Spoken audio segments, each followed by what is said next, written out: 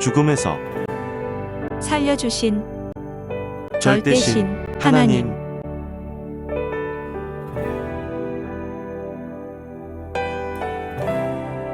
죽음에서 살려주신 하나님, 성령님, 성자와 예수님께 감사드립니다.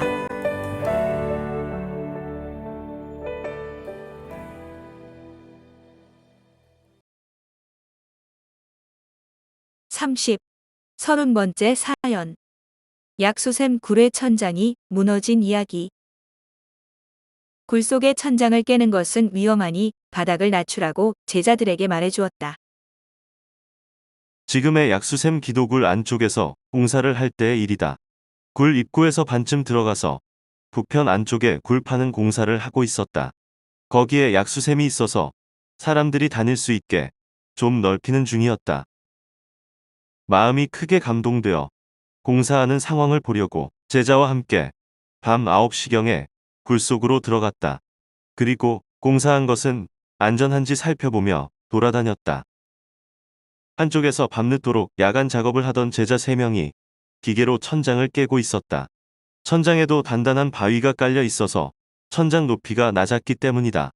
제자들은 단단해도 잘 깨진다고 했지만 나는 천장 상태를 감정해보고서 제자들에게 천장 깨는 것은 위험하다. 천장은 그만 깨고 바닥을 낮춰라 하고 지시했다. 그랬더니 제자들은 깨던 것은 마저 깨야 된다고 했다. 나는 다시 그럼 낮에 깨자. 밤이 깊어간다. 피곤하면 안정성이 떨어진다. 라며 그만하라고 말했다. 제자들은 알겠다고 하면서 곧 들어가 자겠다고 했다. 그러면서 공사하느라 먼지가 너무 많이 나니 선생님은 굴 밖으로 나가시는 것이 좋겠습니다. 했다. 작업자는 마스크를 하고서 돌 깨는 기계로 작업을 하니 괜찮았지만 나는 마스크도 없이 먼지투성이었다. 감동되어 다시 굴 속에 들어가 거듭 말하는 중에 천장이 무너졌다. 굴 밖으로 나가서 생가 쪽으로 몇 발자국 걸어가는데 함께 가던 수행원이 이제 선생님도 굴에서 나오셨으니 저는 집에 갈게요. 하며 갈 길을 갔다. 그런데 나는 다시금 마음이 크게 감동되어 급히 굴 쪽으로 또 발걸음을 옮겼다. 굴 안에 들어가니 제자들은 천장에 깨다만 돌을 남겨두기 꺼림칙하다며 아직도 돌을 깨고 있었다. 돌 깬 흙먼지가 굴에 자욱하여 안개 속에 서 있는 것 같았다. 나는 그들에게 야, 그만하라고 했는데 뭐 하냐. 내가 가다가 다시 왔다. 너희들이 또 하고 있을 줄 알고 왔다. 그만하라고 했으면 그만하지. 왜 자꾸 하느냐. 심정이 상한다. 하였다. 작업자들은 선생님 죄송합니다. 라며 그제야 뒤로 물러섰고 나도 그때 굴 벽에 바짝 붙어서 천장 상태가 안전한지 쳐다보고 있었다. 어떻게 천장을 처리할까 생각하던 그 순간 눈 깜빡하는 사이에 천장이 확 무너졌다. 큰 통돌이 그대로 툭 떨어져 버린 것이다. 돌이 얼마나 큰지 떨어지면서 바람이 확 스치더니 굴 바닥에 꽉 찼다. 떨어진 돌을 살펴보니 가로 2m, 세로 1m가 넘고 두께는 40에서 50cm 되는 통돌로 엄청나게 컸다.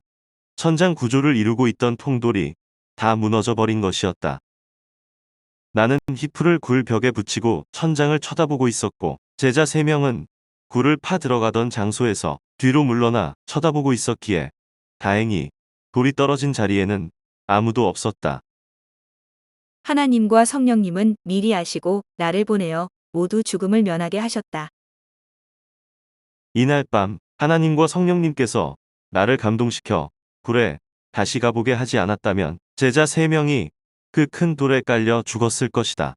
만일 내가 조금만 더 늦게 갔어도 모두 돌에 깔려 죽었다. 성령님이 감동시키고 하나님이 나를 이끌어 굴에 다시 들어가게 하신 것이다. 굴로 다시 간다는 것은 나로서는 생각지도 못한 일이었다. 하나님만이 생각하신 것이다. 또 다시 들어갔어도 내가 그들같이 조금만 더 하고 같이 나가자 했으면 이날 밤에 나까지 4명이 다 죽었다. 하나님은 급히 나를 쓰고 100% 온전하게 움직이셨다. 나를 굴 벽에 딱 붙어 서게 하고 제자들에게는 즉시 나오라고 나의 입을 통해 소리를 지르셨다. 그때 모두 뒤로 물러서고 나서 순간 천장에 통돌이 떨어진 것이다. 역시 하나님은 전지전능하시다. 어떻게 1초를 넘기지 않고 행하셨을까? 하나님이 행하신 일인지 아닌지는 그 상황을 보면 확실히 안다. 이날 죽음의 순간을 피하게 하신 일은 분명 하나님, 성령님, 성자가 행하신 일이다. 하나님은 미리부터 아시고 나를 보내어 사람들에게 나오라고 말했지만 처음에는 그들이 안 나왔었다. 내가 다시 감동되어 불에 또 들어가서 그들에게 소리 지르며 그만하라고 했을 때 그들이 거기서 물러났고 나도 불벽에 딱 붙어 서 있었기에 살았던 것이다. 실상 그들보다 내가 더 돌이 무너진 곳 가까이에 있었다. 내 발끝에서 조금 떨어진 곳에 통돌이 떨어졌는데 떨어지면서 내 이마를 스칠 정도였다. 모두 눈물을 흘리고 울먹이면서 그 자리에서 빠져나왔다. 제자들은 놀라서 잘 걷지도 못했다. 본인들 바로 앞쪽 30cm, 50cm, 1m 거리에 큰 돌이 떨어졌으니 모두 심장이 멈춘 듯 했을 것이다. 죽음을 면한 제자 3명은 멍하니 서로를 쳐다보며 한숨을 쉬었다. 얼굴이 새파랗게 질려 나를 쳐다보더니 선생님 살려주셔서 감사합니다. 했다. 이에 나는 말하기를 내가 살려준 것이 아니라 하나님과 성령님이 살려주셨다. 하나님은 본인이 모를 때는 사람을 쓰고 항상 행하신다. 우리 모두 하나님과 성령님께 감사하자. 했다. 그리고 그 자리에서 여러 번을 감사합니다. 감사합니다. 하고 고백했다.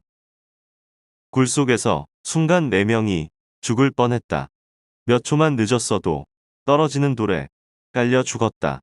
구원의 사명자도 따르는 자와 같은 운명권 속에 들어있다. 생명을 구하다 같이 죽기도 하는 것이다. 처음에 들어가서 천장 그만 깨라. 모두 어서 나와라. 한 것은 내 말이 아니라 하나님이 나를 통해 하신 말씀이었다. 고로 선생의 말을 잘 듣고 즉시 움직여야 된다. 그때부터 나머지 굴을 팔 때마다 마음과 뜻과 목숨을 다해 천장을 두드려 보면서 확인하고 좌우 벽도 두드려 보면서 작업을 했다. 그 굴 안에 약수 한 줄기가 나오기에 거기를 더욱 파게 된 것이다.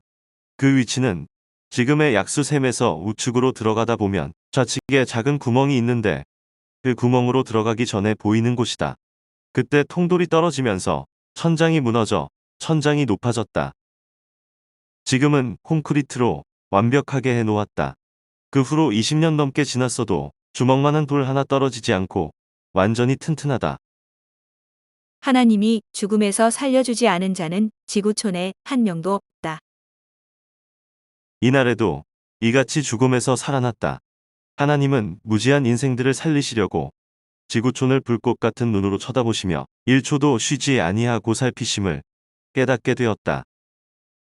지구촌의 모든 사람들에게 매일 매시간 매초마다 죽을 고비가 닥치는데 이를 모두 지켜보시는 하나님의 피곤한 눈을 나는 깨닫게 되었다.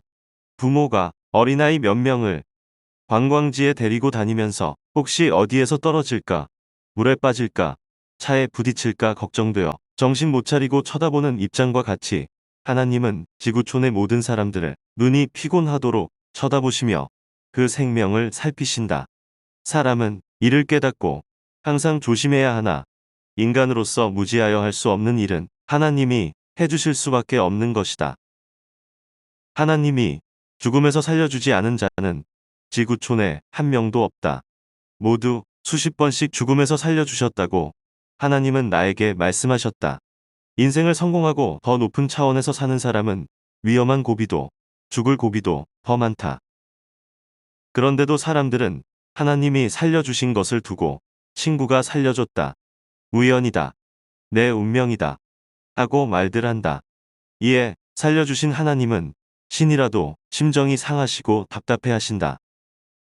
이 글을 통해서 모두 깨닫고 감격하고 감사하고 고마워하며 하나님께 나아간다면 하나님은 내가 너를 살렸노라 하실 것이다.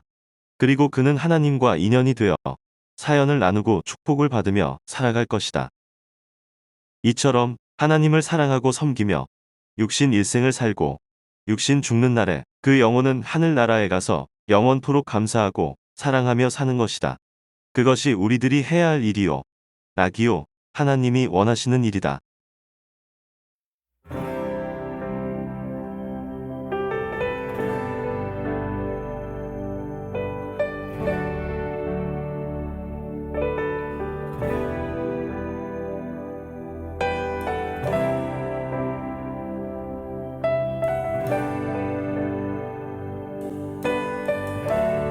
죽음에서 살려주신 하나님, 성령님, 성자와 성자와 예수님께 감사드립니다.